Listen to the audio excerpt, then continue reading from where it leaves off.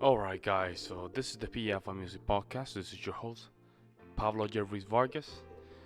Make sure that you subscribe to the YouTube channel Rumble the Big Shoot. You're listening to the podcast in the PF Music Podcast slash support. Just make sure you just share it with your friends. This is episode 118. We're growing. Good numbers are coming up. I like that. And we're growing very fast. Thank you so much, guys. So today's podcast is going to be the inner game. Okay? The inner game. And I know that the inner game is very popular with the tennis sports or any kind of racket sport, ping pong, all that stuff. But today we're gonna talk about the inner game. What is going on inside your state of confidence? Okay. Like always, this is the episode 118. I'm gonna start just to define some definition. That way we already know what kind of game we're playing. Okay. Of course, the inner game is a concept that is very, very well known in the dating community, especially if you've been following the pickup artists since the late 1990s and the early 2000s. They talk about a lot the inner game since the Mr. Method back in years 2003, 2004. Of course, with the Real Sources Dynamic go to the 2010s and 2011, inner games happens to be something that come up as a great alternative to fix some of the issues that the outer games people were having. So just having that context, I'm gonna define what's the inner game itself. The inner game takes place within the mind of the person, right? That is going against the obstacles and fear and self-doubt, the lapse on focus, and limiting concepts or assumptions. It is closely related with your confidence and self-esteem. And while certain people have certain traits, right? Um, the theory itself is gonna be expanding in a lot of areas, such as motivation, mind tricks, and habits. Okay, so the inner games gets fixed with with the motivational area, which we already know is an emotion. It's your why you do things. The mind tricks, these tricks are basically can go those ways. You can play mind tricks for yourself just to make sure they can help you with your little monkeys and little demons. And the other side is that your mind can play against you if you're not prepared. And the habits is just basically the cornerstone of the inner game, which is what really gives a structure to that inner conflict. Make things, of course, very easier, and there's hundreds of habits that you can do to make sure that you start your day correctly, right? And those habits can start simply by just waking up and just doing the bed, right? Waking up during the bed, waking up and brushing your teeth. Before you go to bed, make sure that you brush your teeth. When you wake up, listen to motivational material, read a little bit of your books, have some idea of what you're gonna have the day after. All those things, right, contribute to the cornerstone of the inner game. And I remember when I used to do door-to-door sales, there was a step of a step for work habits. I think it is. Let me see if I can find it. A work habit. Let me see if I can find that very quick. And those were very important because it does contribute to the way you handle your life, right? And let me see if I can just find it here. So, I mean, just to give you a synopsis, the first one for those great habits is a great attitude. The second one is be on time. The third one be prepared. Fourth one, 100% of the effort. Five is the work your territory, network.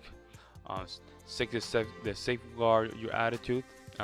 Seven is you know your why, and the eighth is take control. I used to love the last one, take control.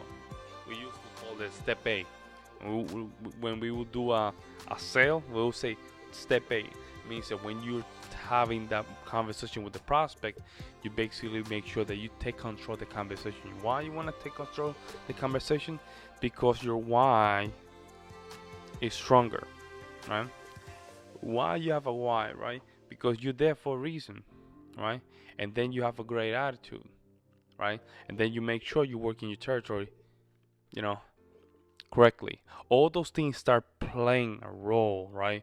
When you're doing a habit, and the habits help you with your eating game. Okay.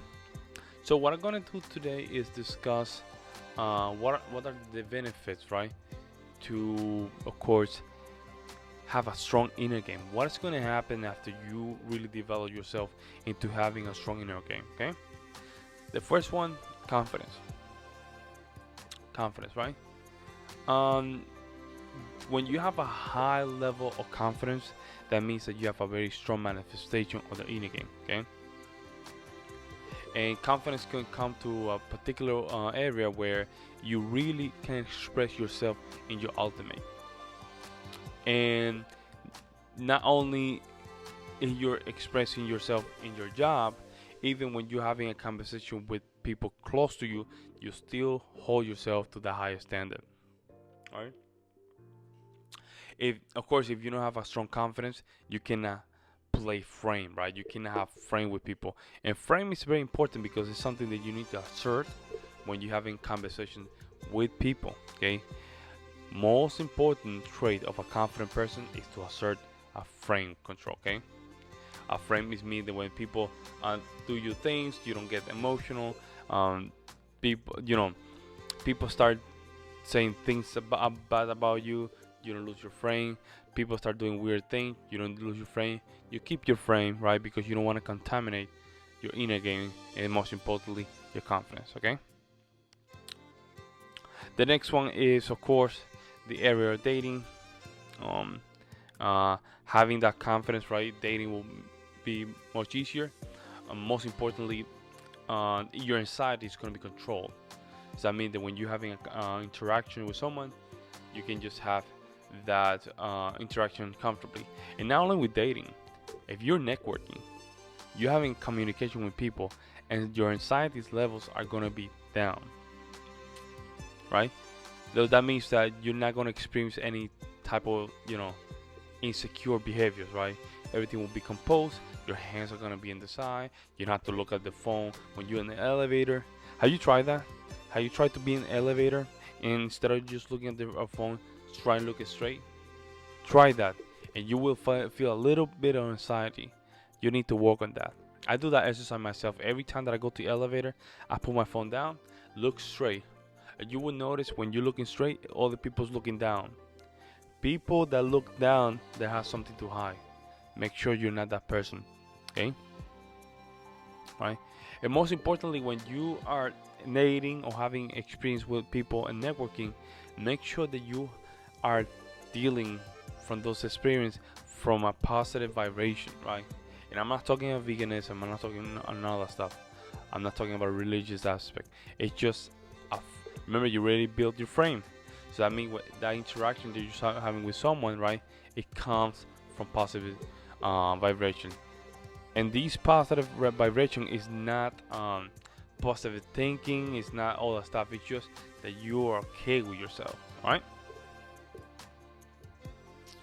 And next one is career, right? So now career becomes something very important for you. I'm not talking about 9 to 5. I'm talking about the need for you to understand why your career is important, right? Your why becomes stronger. Your reason becomes more stronger than just going to work, right? You become competitive. You become someone that want to go to the top. You're not afraid to go to the top, right? Even though people will tell you you're wrong, you say, nah, I'm not wrong. I'm alright. I know where I'm going, right? You know your craft. You become a professional in your craft, and you don't care what people think about your craft. And that's the most important one. I'm not saying be egotistic, right? Control your ego, right? But the way you control your ego is to make sure you go to the top, okay? Spend some time in your career, and then make sure when you get to the top You get to the top as a lion. Okay. And the last one, of course, is the finance area. The inner game is pretty much about your finance as well, since you start becoming knowledgeable about money. You don't see money as the same place. Now you see money as opportunity to grow up, right? You see money as opportunity to just invest. You see money an opportunity to just wealth, right? Legacy, right? All those things. Legacy, money is something that you need, right? It doesn't have that bad connotation to it. You're unapologetic from it. If you're a millionaire, you are proud to be a millionaire, right? You don't throw it at people's faces. You just act like you're that person that has the millions of dollars. There's a difference between someone that has millions of dollars and someone that pretend to have millions of dollars. Who are the people that pretend to have millions of dollars? People that spend money on shoes, watches and stuff like that. They pretend to have that money, right? They pretend. People that are millionaires, right? They know the value of money, so they just do things conform it, right, to what they think is enough to spend, right? Because they know the money has great value to their asset, and spend it is not one of them, right? And that's one of the things, right? Now another thing is the scarcity mentality, right? Inside the finance, right? You stop being that.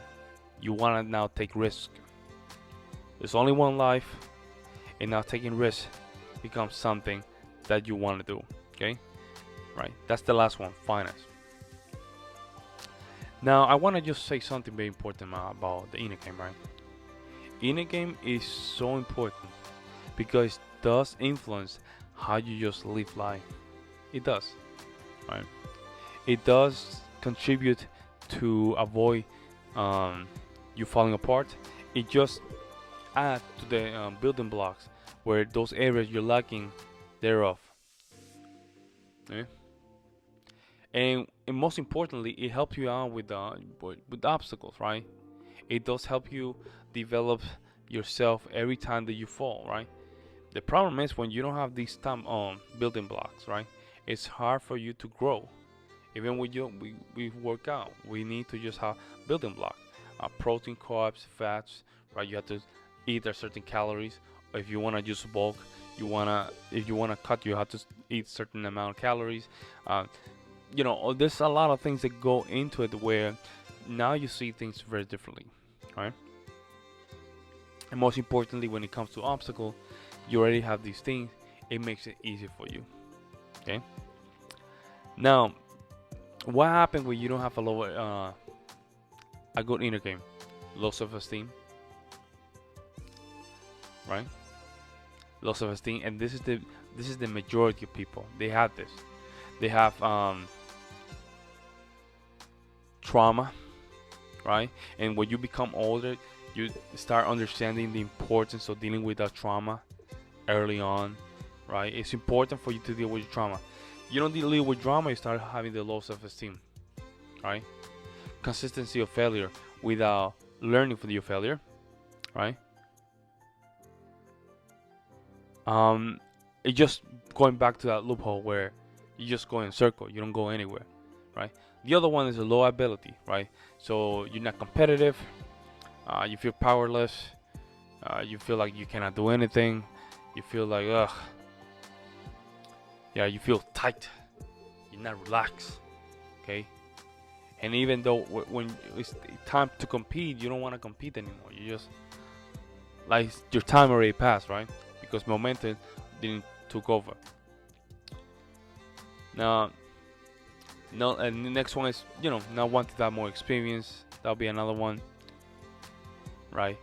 So you just say, you know what? I'm already 45. I don't want to do anything else. So you just let life pass on, right? Like I don't want to do anything else. You don't want to get experience. You don't want to learn, right?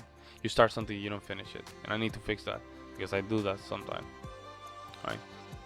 And there's a lot of ways that you can just really stop that, right? When I start doing my podcast more consistently, believe me, by the second day I didn't want to do anything. but it just kept going and going. And right now, I'm reaching out people, and I like that. Right? Crazy enough, I like that. But I didn't like it because my body and my emotions said so. My body's and emotion were telling me something different, and I didn't listen to it. Right? Because there's a time that comes where where decisions need to be made. Right? And if you don't have those strong building blocks, you're gonna fall apart. Okay? It's important for you to always increase and look for ways that you can improve yourself. Important, massively important. More so than now that you have a lot of distractions, right? It's important for you to make sure that you're always improving yourself. Start very small, like I always say. Start with just motivational video. Start making your bed, right? Taking more showers. I don't know. Anything that can just put you in a position where you can have a strong intuition with yourself. Okay. Okay, with this, guys, this was episode 118 from the PF Music Podcast. Make sure that you like and subscribe to YouTube, BitChute, and Rumble. Right? Make sure that if you listen to the podcast in Anchor.fm, listen, just share the content. I'm gonna really appreciate it. If you're listening to the podcast in Spotify and all the platforms, there's hundreds of them. I don't even know it from my top of my head. Make sure you like as well. A simple play will really help my podcast. With this, guys, this was episode number 118, The Inner Game. This is your host, Pablo Ruiz Vargas. I'm out.